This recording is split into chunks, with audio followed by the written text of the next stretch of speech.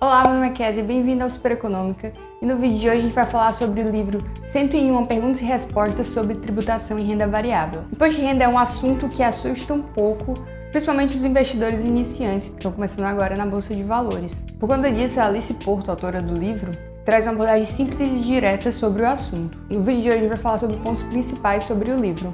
Quem começa a investir na Bolsa de Valores no ano seguinte já deve fazer a declaração de imposto de renda. A declaração é feita pela internet através de um programa baixado no site da Receita Federal. E os investidores devem se utilizar das notas de corretagem para saber quanto dinheiro eles aplicaram naquele ano. Essas notas são emitidas pelo banco ou pela corretora, no qual fazemos os investimentos, porém, nós investidores somos os principais responsáveis por calcular e declarar corretamente esse imposto de renda.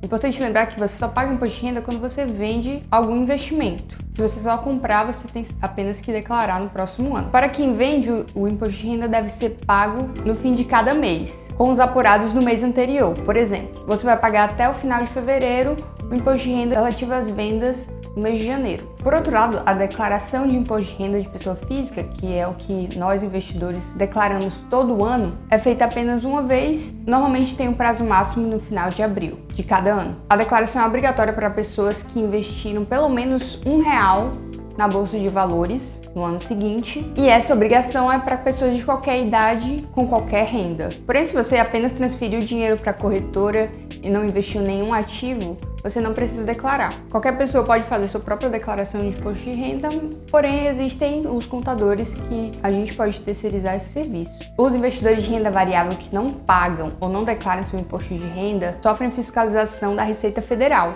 e podem ter seu patrimônio penalizado. Essa penalização pode vir em forma de multa, notificação ou pendência no CPF. E a Receita Federal tem até 5 anos para fiscalizar essas irregularidades nas movimentações. Depois desse tempo, a ação é prescrita. Porém, a Receita Federal sabe que nós estamos negociando na Bolsa de Valores porque a corretora, ela desconta um pequeno imposto de renda e manda para a Receita Federal. Esse imposto de renda também é chamado de dedo duro, ou imposto de renda retido na fonte. Para fiscalizar se existe alguma irregularidade no seu CPF, o investidor pode acessar o site do ICAC. Eu vou colocar o link dele aqui embaixo, caso você tenha interesse. Uma importante distinção que a gente deve fazer é separar o CPF inadimplente do CPF pendente de regularização. O CPF inadimplente é aquele causado por dívidas fora da bolsa, ao passo que o CPF pendente é referente a alguma irregularidade que a Receita Federal encontrou na sua declaração de renda anual. Assim, quando se diz que alguém caiu na malha fina, essa pessoa sofreu alguma penalidade porque a Receita Federal encontrou inconsistência na sua declaração anual. Essa notificação é feita pelos Correios, até o presente momento a Receita Federal ainda não utiliza e-mail. E para quem recebeu a notificação da Receita Federal,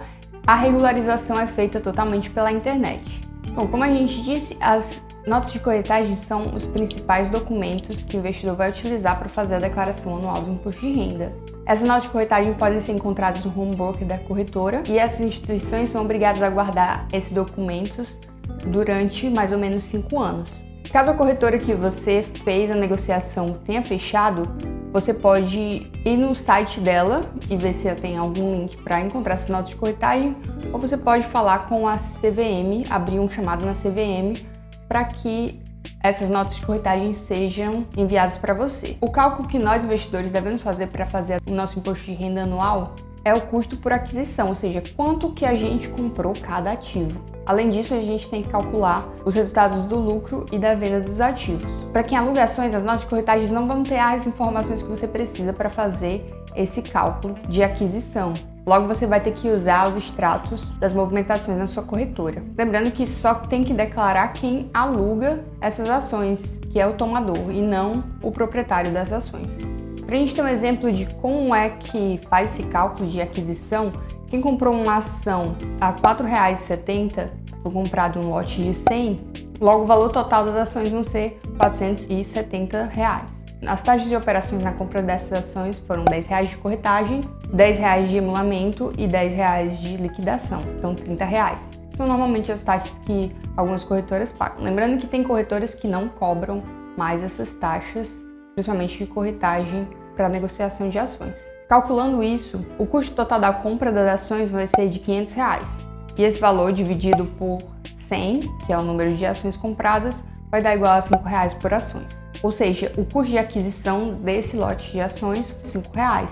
E essa informação que a gente vai ter que colocar lá na declaração anual. Porém, para quem comprou em diferentes dias com diferentes preços, você vai ter que fazer a média ponderada. Usando o exemplo anterior, se compramos 100 ações a R$5 cada e outro dia compramos 300 ações a R$7, somando um total de R$2.060 investidos, teríamos um preço unitário, né, preço por ação, de R$6,50. Então, esse vai ser a média ponderada que você vai declarar esse ativo. Lembrando que esse é um valor que é para apenas uma corretora. Se você comprou o mesmo ativo em corretoras diferentes, você vai ter que fazer o preço de aquisição para cada uma corretora, porque na declaração anual você vai ter que declarar em lugares diferentes. No caso do pagamento do imposto de renda, só paga imposto de renda quem vender ações ou fundos imobiliários com lucro. Quem nunca vende nunca vai ter que pagar esse imposto de renda, apenas declarar anualmente. Caso o investidor tenha vendido os ativos com prejuízo, ele pode se utilizar desse valor perdido para descontar o IR de uma venda com lucro. Assim, se você vendeu ações com R$10 de prejuízo e depois vendeu mais outras ações com R$10 de lucro, você não precisa pagar nada, porque esses valores se anulam. Lembrando que a alíquota de imposto de renda para renda variável você deve pagar 15% no lucro de operações de swing trade, ou seja, você compra num dia e vende em outro dia, 20% do lucro em ações de day trade e 20% de lucro em operações com fundos imobiliários. O pagamento do IR deve ser feito através de uma DARF, que é o documento de arrecadação de Receita Federal, que é feito no final de cada mês. Então você vai calcular o seu lucro daquele período, você mesmo vai gerar uma DARF no site da Receita Federal e vai pagar até no prazo máximo de até o último dia do mês seguinte. Então é isso, o assunto tributação em renda variável é um pouco complicado. Se você tiver alguma dúvida sobre como declarar imposto de renda ou como pagar o imposto de renda, comenta aqui embaixo que eu sempre respondo os comentários. Não esquece de curtir e seguir o canal para mais informações. Até logo!